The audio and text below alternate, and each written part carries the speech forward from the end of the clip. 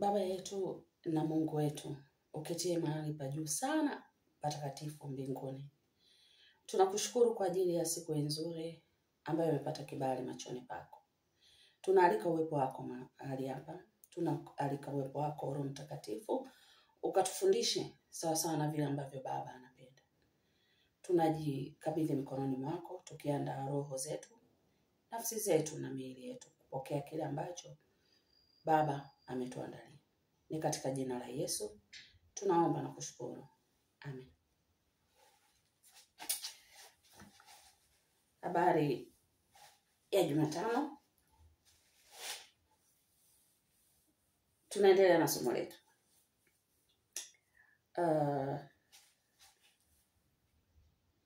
Tunaendelea kujifunza kuhusu mwanzo wa uumbaji. Wakati nasoma chuo, katika kozi niliyokuwa nasoma, mwalimu wangu alinifundisha kwamba mahali popote, katika kundi lolote, katika mkusanyiko wote, mahala popote pale, iwe ni mahali pa kazi, iwe ni shirika, kampuni, serikali, chochote kinachoanzishwa, chochote kinachofanywa, ama chochote kinachosemwa, yani chochote kilichopo, inabidi kijibu maswali haya matano. Maswali haya aliyaweka 5W and 1H. Akimaanisha 5W anamaanisha what, who, when, why, where. Halafu 1H anamaanisha how.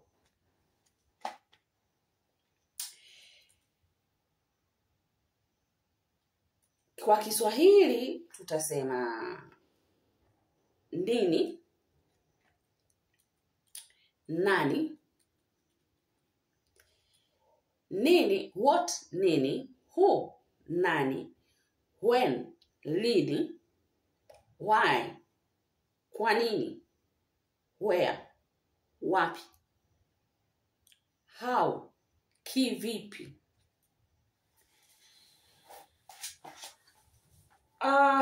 What, nini, anamaanisha subject.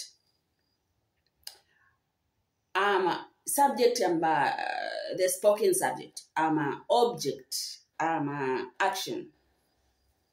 Yani ni kitu gani, jambo gani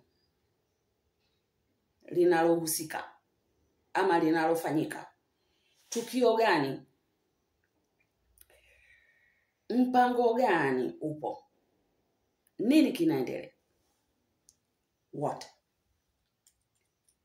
Halafu who, katika hilo jambo nani anahusika, nani anahusika, mtu ama watu waliohusika, yani katika nani, mtenda na mtendewa.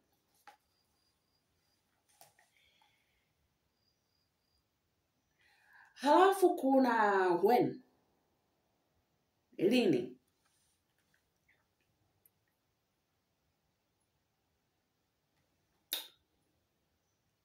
Inaongelea wakati, nyakati, ama majira, ama muda wa hilo tukio lililofanywa na huyo mtu, wakati ambao jambo au tukio limefanyika ama kusemwa. Na when, lini,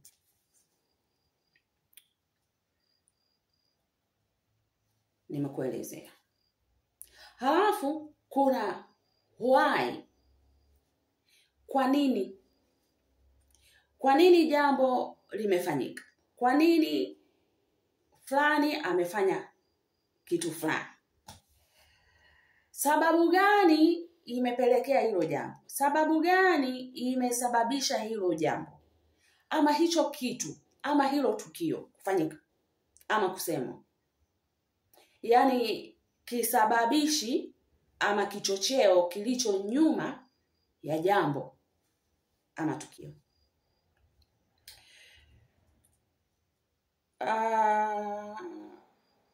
Swali jingine, where, wapi? Mahali au sehemu ambapo tukio limetokea, ama jambo limefanyika, ama kusemwa. Yaani limefanyikia wapi?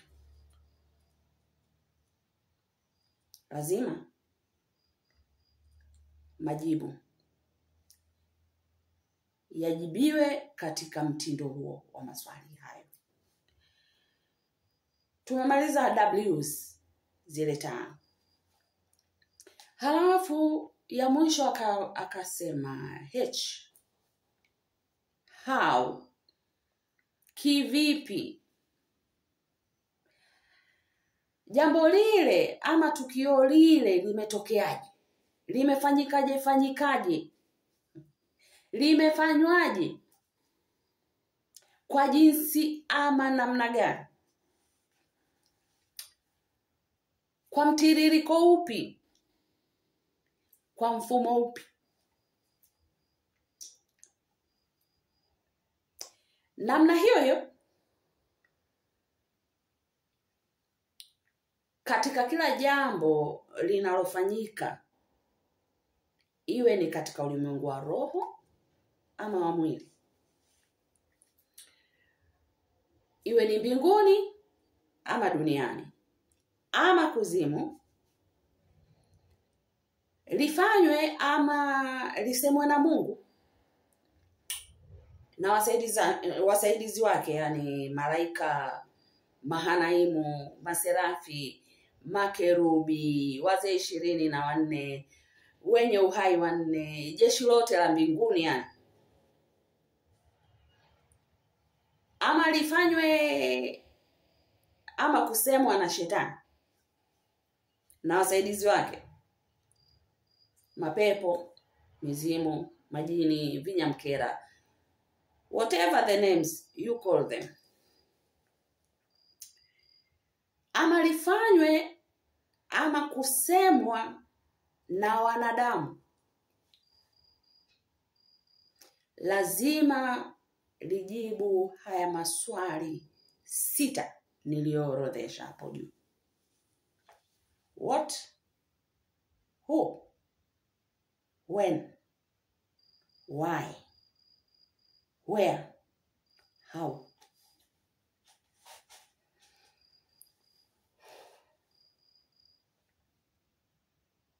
Jifunze kuchanganua mambo katika mfumo huo.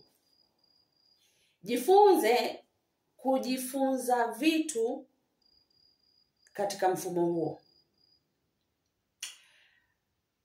Jifunze kuielewa dunia katika mchanganuo huo. Jifunze kuyaelewa maisha katika mchanganuo wa kutafuta majibu ya kwa nini, nini, kwa nini, wapi, lini, nani, kivipi. Itakusaidia sana. Itapanua uelewa wako. Itapanua ufahamu wako. Itakuongezea akili, maarifa na hekima na busara. Na ujuzi pia. Somo letu kuu kama tunavyojua ni mwanzo wa uumbaji. Na sehemu ndogo ya somo kwa siku ya leo tutaita somo letu Mungu aliziumba mbingu na nchi. Yohana 1:1 mpaka 5, hapo mwanzo kulikuwa neno, naye neno alikuwa kwa Mungu, naye neno alikuwa Mungu. Huyo mwanzo alikuwa kwa Mungu.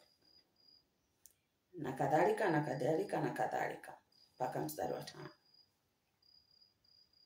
ambayo ilituzalishia kwenda kwenye Mwanzo 1 na Mwanzo 2.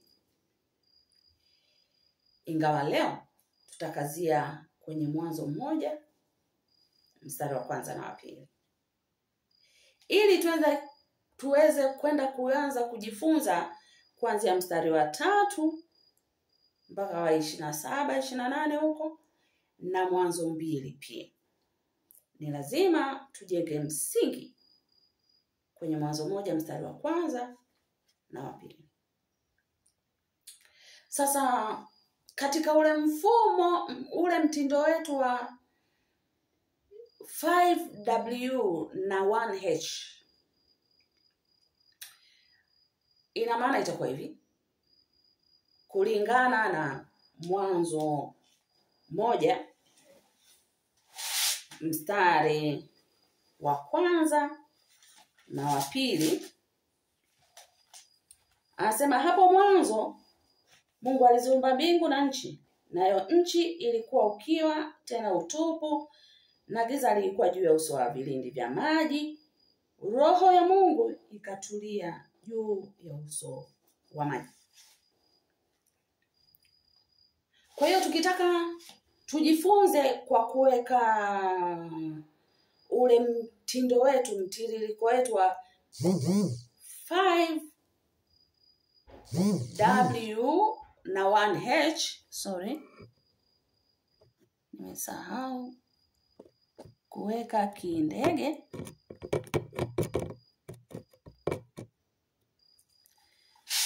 Okay, tunaendelea. Katika mtindo wetu ule wa 5W na 1H, ina maana tutauliza swali, what? Nini? Hii Mwanzo 1 mstari wa 1 na wa 2, ama Yohana 1 mstari wa 1 mpaka wa 5, na Mwanzo 1 na Mwanzo 2, inahusu nini? Nini? Uumbaji. Jibu la what, jibu la nini, ni uumbaji. Katika uumbaji huu alihusika nani? Alihusika Mungu na jopo lake. Halafu wakahusika viumbe hai wote waliopo katika nchi, katika dunia. Na maanisha wanadamu, mimea na wanyama na ndege. Halafu tutauliza when.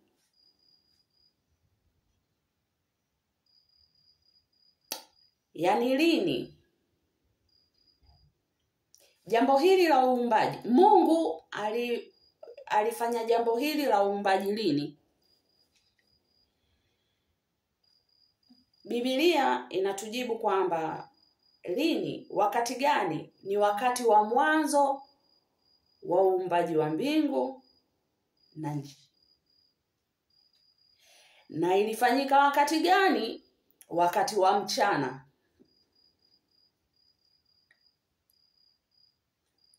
Kwa muda gani? Kwa muda wa siku 6.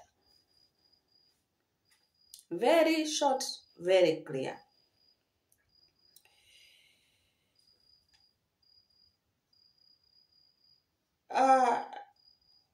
Litakuja swali la why, kwa nini? Kwa nini Mungu aliumba mbingu na nchi? Kwa nini Mungu aliumba? kwa sababu nchi ilikuwa ukiwa, tena utupu, na ilitawaliwa na giza. Inatujibu hapa Mwanzo 1:2. Sasa ili kuondoa huo ukiwa na utupu, ilibidi suluhisho liwe kuumba vitu vitakavyojaza nchi na kuiondolea ukiwa. Na pia ili ikaliwe na watu waweze kutawala viumbe vyote. Viumbe vyote akiwemo shetani na jopo lake, ambao shetani na wafuasi wake walioleta giza wakajifanya watawala wa hii dunia. Kwa hiyo Mungu aliumba mbingu na nchi kwa siku 6, kuondoa ukiwa na giza na utupu vilivyokuwa kwenye nchi.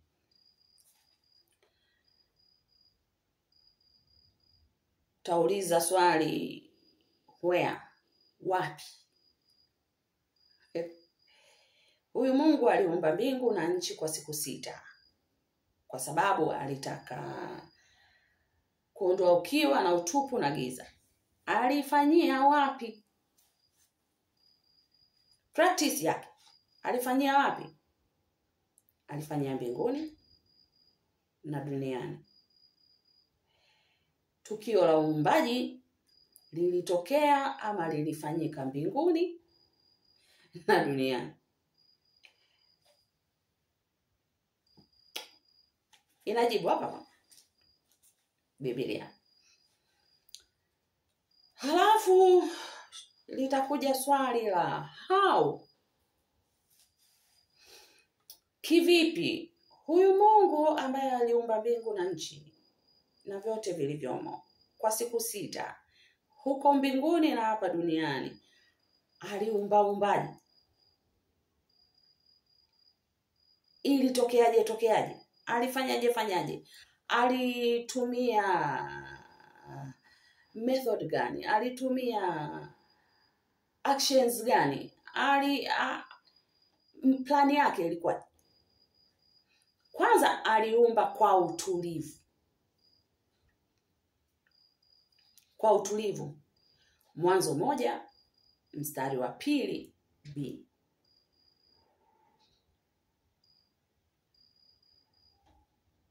Pili, aliumba kwa kusema. Unaipata Mwanzo 1:3, Mwanzo 1:6, Mwanzo 1:9, Mwanzo 1:11, Mwanzo 1:14, Mwanzo 1:20, Mwanzo 1:22, Mwanzo 1:24, Mwanzo 1:26 na Mwanzo 1:29. Lakini pia unakuja kupata Mwanzo 2:3, Mwanzo 2:16, wa 17 na Mwanzo 2:18. Kwa kusema, kwa kutamka. Lakini pia aliumba kwa kutenda ama kufanya. Mwanzo 1:26, 27, 28.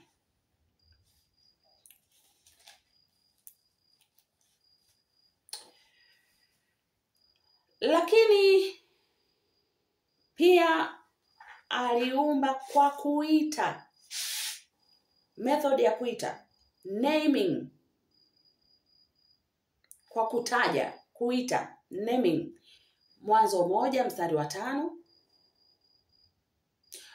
8, 10. Na kwa kutakasa pia. kwa kutakasa. Mwanzo 1 mstari Mwanzo 2 mstari wa 3. Unapata hapo.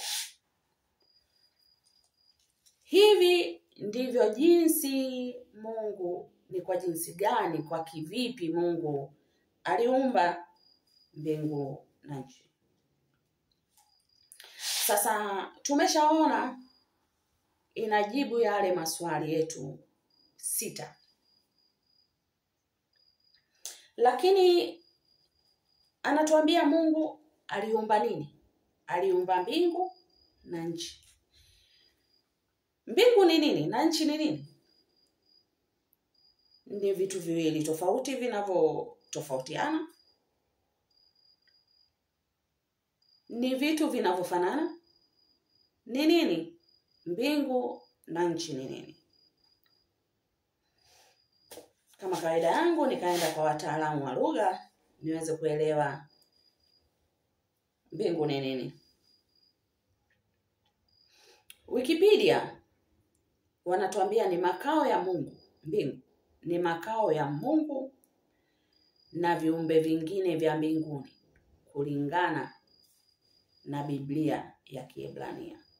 Mbingu ni makao ya Mungu na viumbe vingine vya mbinguni kulingana na Biblia ya Kiebrania.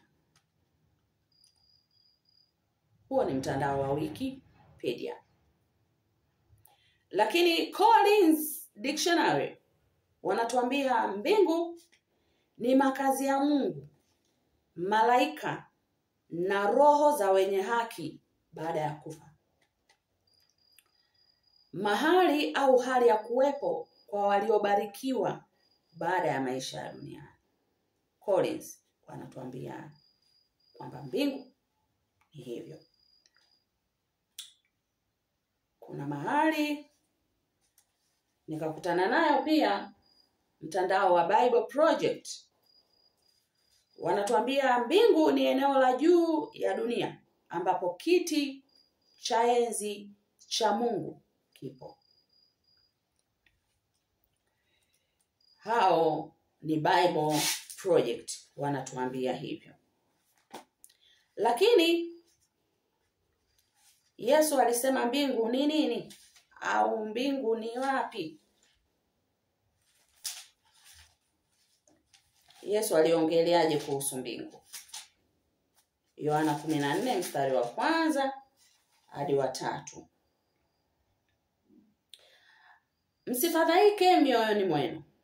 Mnamwamini Mungu, niaminini na mimi.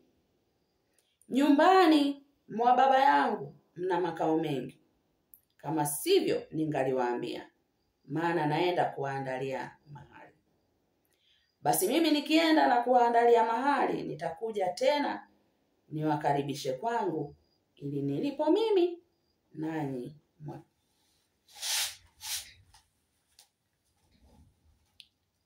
Yesu anasema mbinguni ni mahali pa nyumba ya Baba yake na kuna makao mengi. Mbingu ni upeo wa Mungu au miungu katika mafundisho ya dini nyingi. Upeo wa kiroho ambako nafsi za watu huweza kufikia baada ya kufa. Mbingu ni wingi wa neno uwingu. Siku zote mimi nilikuwa nadhani mbingu ni mbingu tu, yani kuna mbingu moja. Kwa hiyo nilikuwa najua ni neno ambalo tuseme kama maji. Hayana neno la wingi wala neno la umoja, tofauti na ukisema kitabu, vitabu. Kwa hiyo hata mbingu mimi nilikuwa najua ni kitu kimoja tu, akina wingi na umoja wake. Lakini katika kujifunza ndo nikaja kugundua kwamba kumbe mbingu ni wingi wa neno uwingu. Mbingu ikiwa ni wingi wa uwingu, ina maana mbingu ziko zaidi ya moja.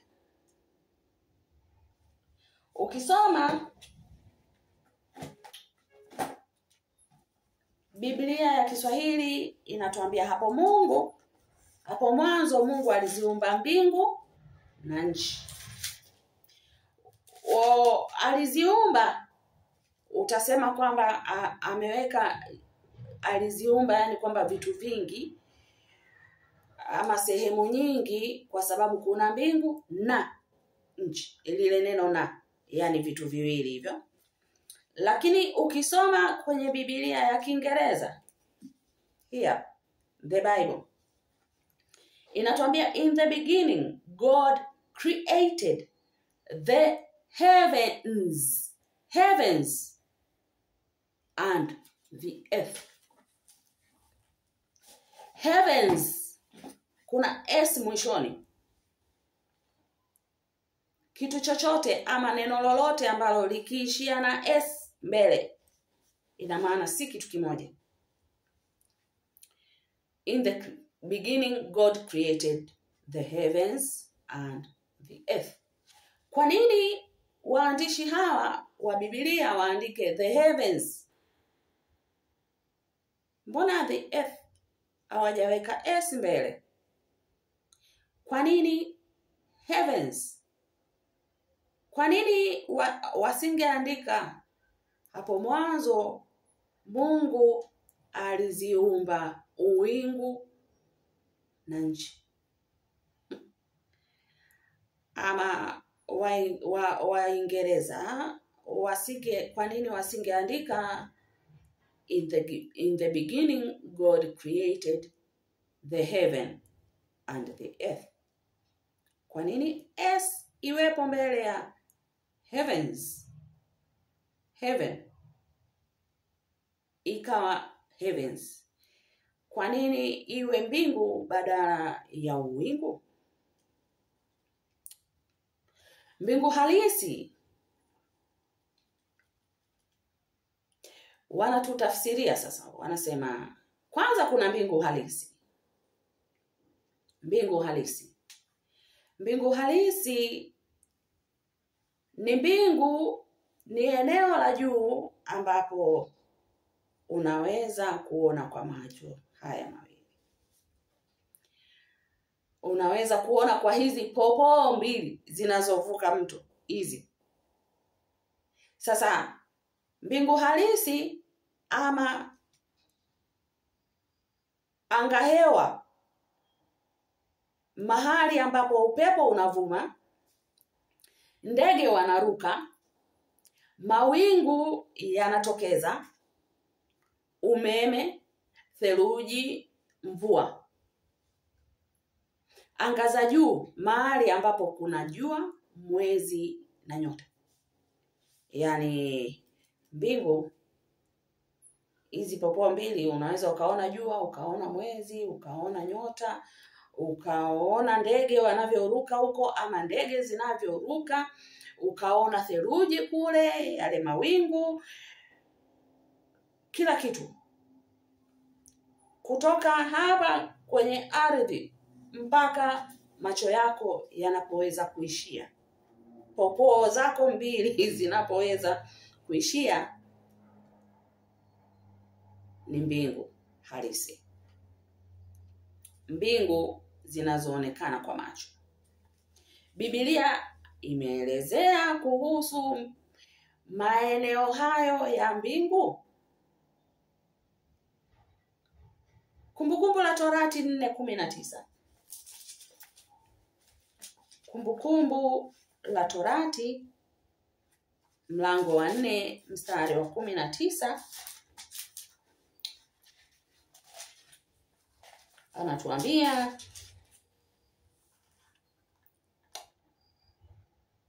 tena usije ukainua macho yako hata mbinguni, na ulionapo jua na mwezi na nyota, jeshi la mbinguni lote pia, ukashawishwa na kuviabudu na kuvitumikia, ambavyo Bwana Mungu wako amegawanyia watu wote chini ya mbingu zote.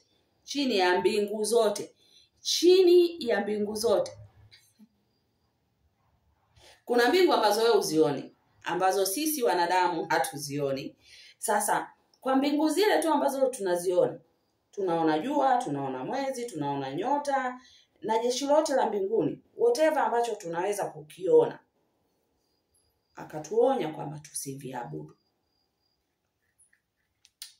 Imeandikwa, not me, sio mimi. Kwa hiyo Biblia inatambua mbingu katika level hiyo inayoonekana kwa macho haya, kwa hizi popoo mbili zinazovuka mto. Mwanzo 1:1, hapo mwanzo Mungu aliziumba mbingu na nchi. Twende Zaburi ya 78:26. Daudi mfalme anatuambia nini kwenye kitabu chake cha Zaburi 78:26? Anasema, aliuelekeza upepo wa mashariki mbinguni, akaiongoza Kusi kwa uweza wake. Tumeona huko ambako wataalamu wa lugha walikuwa wanatuambia upepo unapovuma. Twende Mithali 30. Tuone anatuambia nini kuhusu mbingu hii ya anga. Mithali 30:19. Mwendo wa tai katika hewa na mwendo wa nyoka juu ya mwamba, mwendo wa merikebu katikati ya bahari, na mwendo wa mtu pamoja na msichana. Nitaka uone hapo mwendo wa tai katika hewa. Tunaelewa kwamba tai haruki sehemu za chini chini, anaruka juu sana. Isaya 55:10. Isaya 55:10 anatuambia,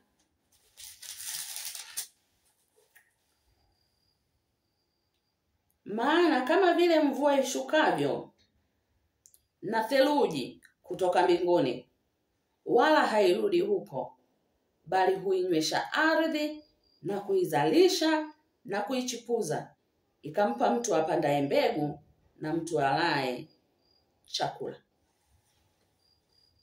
Tumeona hapa mvua ishukavyo na theluji vinavyotoka mbinguni. Lakini Luka 17 inatuambiaje kuhusu mbinguni ama uwepo wa mbinguni? Luka 17:24.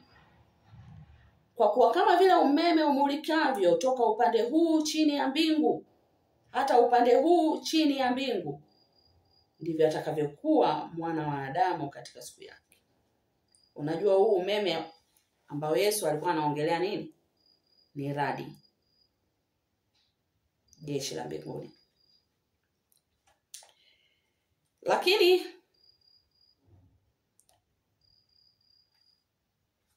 uwingu mwingine, huu tulikuwa tunauangalia uwingu wa kwanza ambao unaonekana.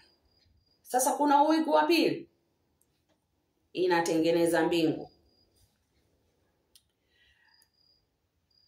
Maana ya pili ama eneo la pili la mbingu, makao ya kiroho, eneo ambalo liko juu zaidi na nje ya ulimwengu halisi au ulimwengu wa mwili.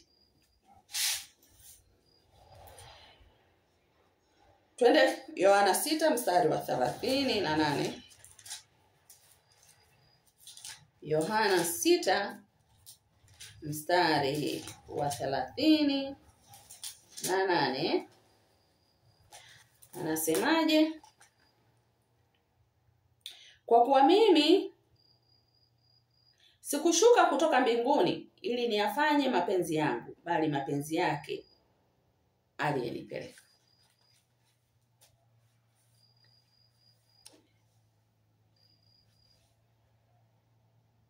Makao ya kiroho. Tunaelewa kwamba Mungu ni roho, na yeyote ambaye anashuka kutoka mbinguni, hata kama atakuja duniani akavaa mwili, lazima kwanza awe roho. Sasa Yesu anaposema mimi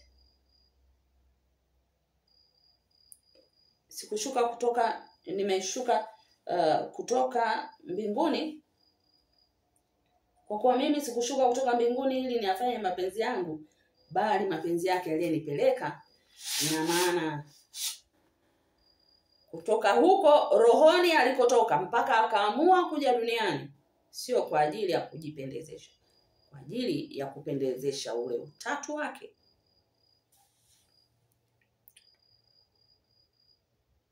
Makao ya kiroho. Unakumbuka Yohana 4 mstari wa 23 na wa 24 unasemaje kuhusu Mungu? Lakini saa inakuja, nayo sasa ipo, ambayo waabuduo halisi watamwabudu Baba katika roho na kweli. Kwa maana Baba watafuta watu kama hao wamwabudu. Mungu ni roho. Mungu ni roho. Mungu ni roho. Na wamwabudu yeye imewapasa kumwabudu katika roho na kweli. Makao ya kiroho. Wafalme wa kwanza mlango wa 8 mstari wa 27. Wafalme wa kwanza mlango wa 8 na ule mstari wa 27 anasema, lakini Mungu je, atakaa kweli kweli juu ya nchi? Tazama, mbingu hazikutoshi, wala mbingu za mbingu sembuse nyumba hii niliyoijenga. Yaani katika ulimwengu wake wa roho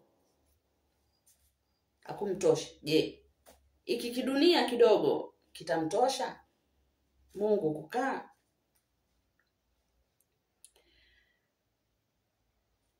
Mbingu katika makao ya kiroho ni makao ya Yahweh, ambaye ni roho na malaika wake.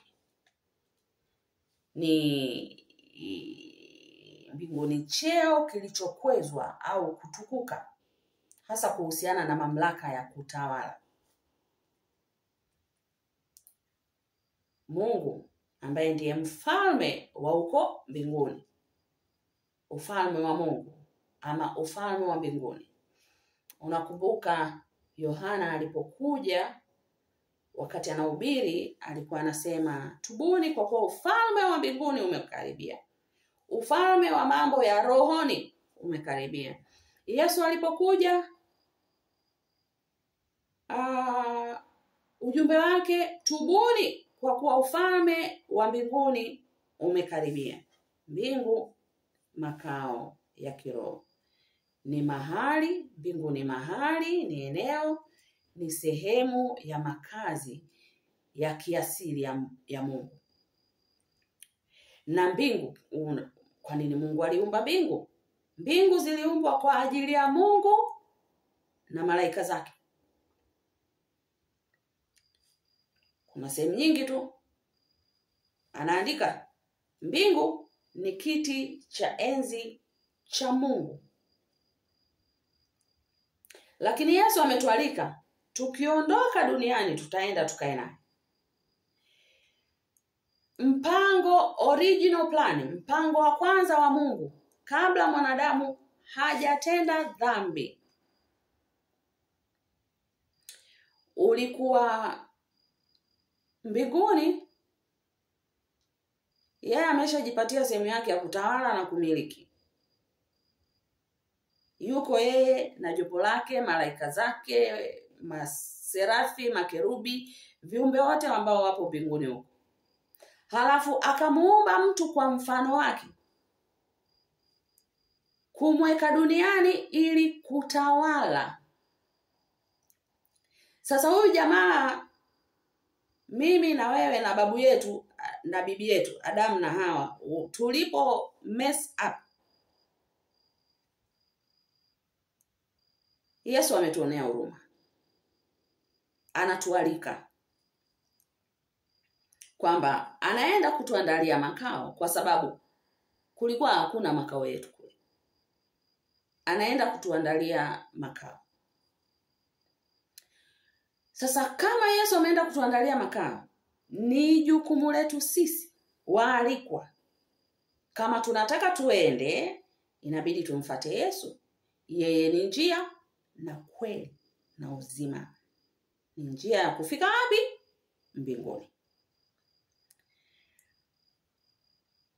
La, hatutaki kwenda mbinguni, tusimfuate.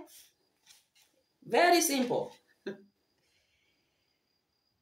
Utaniuliza sasa, waliokufa kabla ya Yesu kuzaliwa wataenda wapi? Kabla ya Yesu hajaja duniani, kabla ya Mungu hajasema huyu ni mwanangu mpendwa, msikilizeni yeye tu. Nami nikuulize, kwani kwa sasa wako wapi? Waliokufa kabla ya Yesu kwa sasa wako wapi?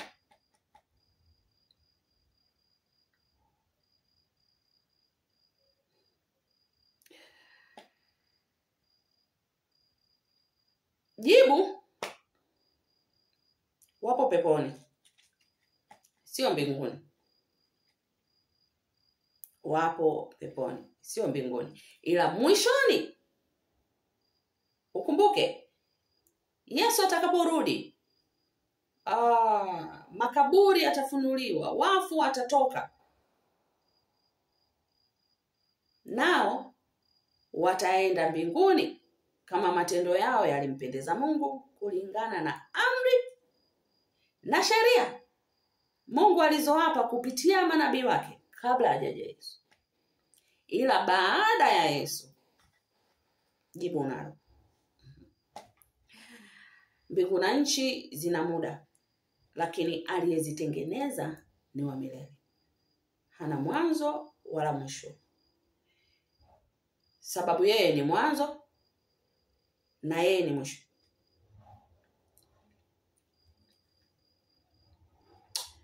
Kama wataalamu wa lugha wanatuambia kwamba mbingu ni eneo la juu ya dunia, hebu tuliangalie ili eneo la juu la dunia likoje. Mbingu. Unakumbuka wiki iliyopita, kwenye somo lililopita, nilikugusia kuhusu mfumo wa sayari na mfumo wa jua. Unakumbuka? Ambapo nikasema mifumo hiyo inajumuisha nyota kubwa, kwa maana ya jua, ambapo jua wanasayansi wanakadiria kwamba lina umri wa miaka bilioni 4,568. Halafu kuna nyota ndogo. Halafu kuna sayari kubwa, ziko 8. Halafu kuna sayari ndogo. Sayari kubwa ni zile ambazo zimezoeleka. Pluto, ambapo ilikuwa inakamilisha sayari kubwa 9. Lakini wameitoa, wameileta kwenye sayari ndogo.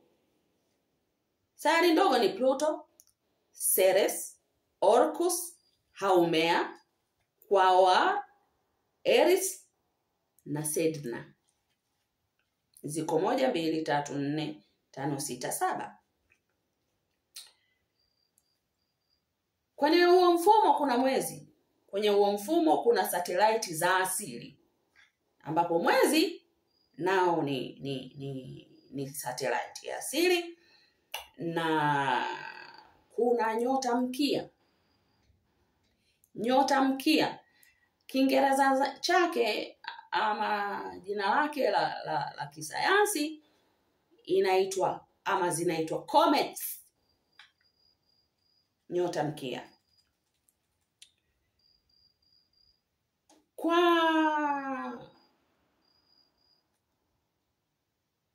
mujibu wa Biblia, mbinguni kukoje?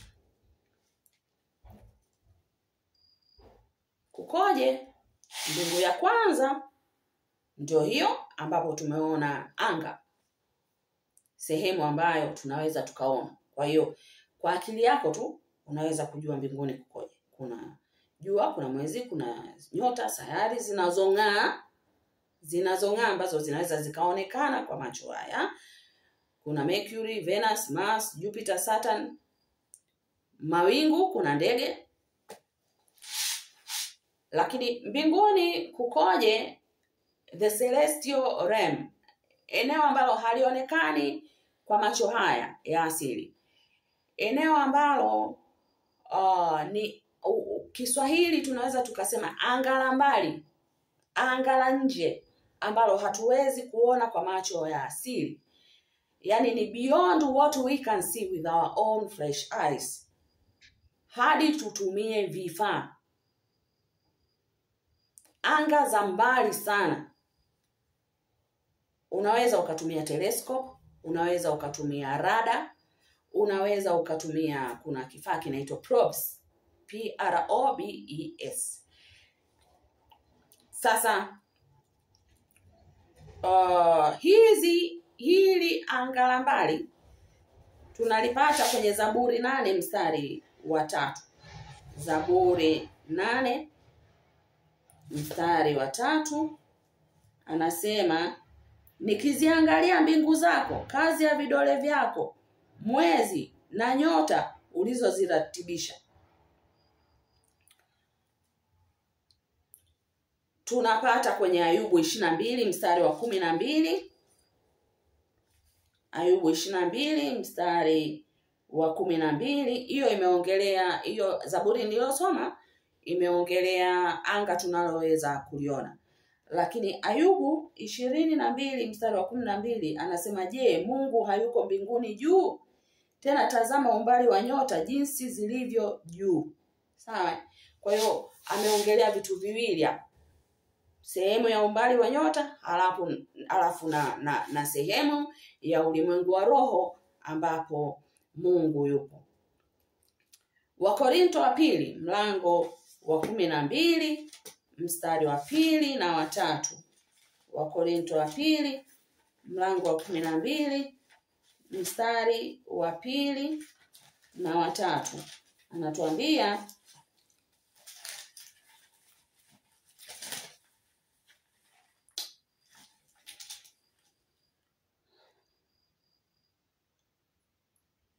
na sasa miaka 14 kwamba alikuwa katika, tuanze mstari wa kwanza. Wakorintho wa pili mlango wa 12 mstari wa kwanza, kwanza mstari wa kwanza. Sina budi kujisifu ijapokuwa haipendezi, lakini nitafikiria maono kwa mafunuo ya Bwana. Namjua mtu mmoja katika Kristo, yapata sasa miaka 14, kwamba alikuwa katika mwili sijui, kwamba alikuwa nje ya mwili, yani katika roho sijui. Mungu ajua. Mtu huyo alinyakuliwa juu mpaka mbingu ya 3. Mbingu ni wingi wa wingu. Nakumbuka mpaka mbingu ya 3. Nami namjua mtu huyo, kwamba alikuwa katika mwili sijui, kwamba alikuwa nje ya mwili sijui. Mungu ajua. Luka 23 mstari wa 43 anatuambia, Luka 23 mstari wa 43. Anasema, Yesu akamwambia, amin nakwambia leo hivi utakuwa pamoja nami peponi.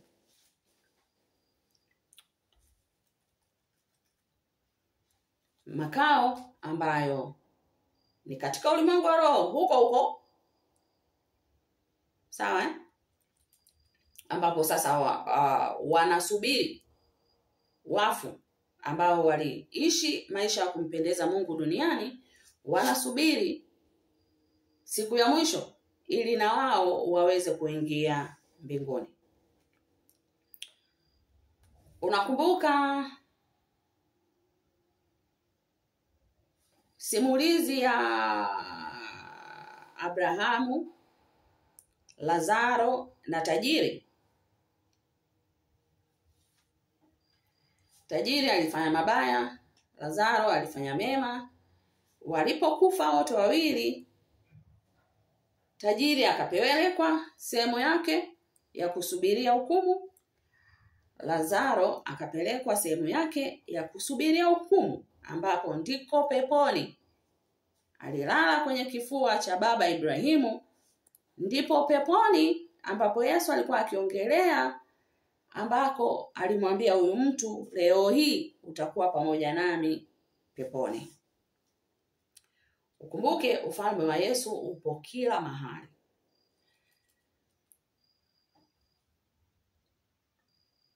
Mbingu ambapo ni ulimwengu wa roho, ambapo anaishi Mungu, kwa maana nyingine inaitwa paradiso, paradise. Isaya 6 mstari wa 1.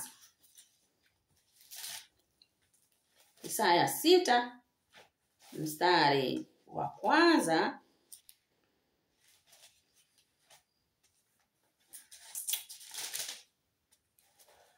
Katika mwaka ule aliokufa mfalme Uzia, nalimuona Bwana ameketi katika kiti cha enzi kilicho juu sana na kuinuliwa sana, na pindo za vazi lake zikalijaza hekalu. Paradiso huko. Matendo ya Mitume 7 mstari wa 55 mpaka 56. Matendo ya Mitume 7 mstari wa 55 mpaka 56, anatuambia, lakini yeye akijaa Roho Mtakatifu, basi tuanze mstari wa 54. Basi waliposikia maneno haya wakachomwa mioyo, wakamsagia meno. Lakini yeye akijaa Roho Mtakatifu akakaza macho yake akitazama mbinguni, akauona utukufu wa Mungu na Yesu akisimama upande wa mkono wa kuume wa Mungu. Akasema, tazama, naona mbingu zimefunguka na mwana wa Adamu amesimama mkono wa kuume wa Mungu. Je, si huyu ambaye Paulo alikuwa anamuongelea kwenye Matendo ya Mitume? Namjua mtu ambaye sijui kama alikuwa katika roho ama alikuwa katika mwili, ila alienda mpaka mbingu ya tatu. Sijui kama alikuwa anamuongelea huyu ambaye ni Stefano ama alikuwa anamuongelea mtu mwingine. Mimi sijui, kwa sababu hakumtaja. Lakini tuangalie Ufunuo wa Yohana 4. Ufunuo wa Yohana 4 mstari wa 1. Hata Ufunuo wa Yohana 1 pia ipo, nafikiri.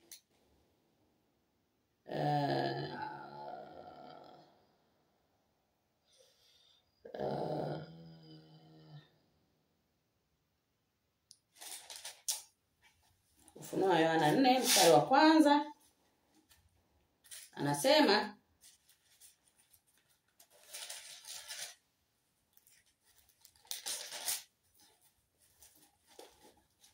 baada ya hayo naliona, natazama mlango ukafunguka mbinguni, na sauti ile ya kwanza niliyoisikia kama sauti ya baragumu ikinena nami, ikisema, panda hata huku, nami nitakuonyesha mambo ambayo hayana budi kuwako baada ya hayo.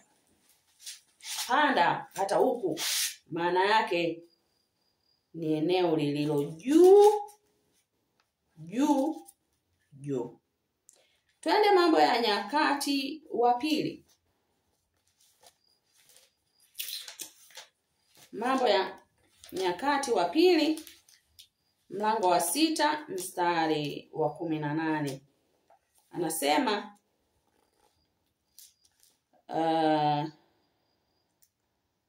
lakini Mungu je, yamkini atakaa na watu duniani? Tazama mbingu na mbingu za mbingu hazikutoshi. Siuze nyumba hii niliyoijenga? Kumbe na kwenye Mambo ya Nyakati wa Pili imeandikwa hili neno ambalo tulishalisoma hapo nyuma hapo. Matendo 7 mstari wa 48 na 49.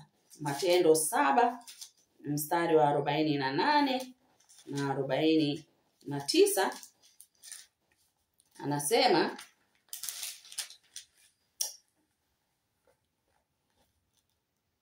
ila yeye aliye juu hakai katika nyumba zilizofanywa kwa mikono, kama vile asemavyo nabii, mbingu ni kiti changu cha enzi na nchi ni mahali pa kuwekea miguu yangu.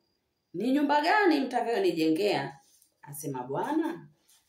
Mathayo 5:34. Mathayo 5:34 anasema, lakini mimi nawaambia, usiape kabisa, hata kwa mbingu, kwa maana ndicho kiti cha enzi cha Mungu. Hatutakiwi kuapa hata kwa mbingu, kwa sababu ni kiti cha enzi cha Mungu. Lakini pia ukienda Mathayo 23 mstari wa 22 anasema, naye aapaye kwa mbingu huapa kwa kiti cha enzi cha Mungu na kwa yeye aketie juu yake. Kwa nini Mungu aliumba mbingu? Mbingu ni kwa ajili ya Mungu na malaika zake. Tumeona kwenye Isaya 66 mstari wa 1, nafikiri tulishasoma. Tumeona kwenye Ufunuo wa Yohana pia, nenda kasome Ufunuo wa Yohana 12 mstari wa 7. Tumeona kulikuwa na vita mbinguni. Mikaeli na malaika zake wakapigana na yule joka ambaye ni Ibilisi na Shetani. Joka na wafuasi wake wakatupwa hata nchi, yani walitupwa hapa duniani. Kwa hiyo kiasili Shetani alikuwepo huko mbinguni. Lakini ukisoma pia Ufunuo wa Yohana 4 katika ile ibada ambayo huwa inafanyika mbinguni usiku na mchana, utaona kwamba mbingu ni kwa ajili ya Mungu na malaika zake, na wazee 24, maserafi, makerubi wenye uhai 4 ambao wako mbinguni. Mbinguni kuna mahekalu.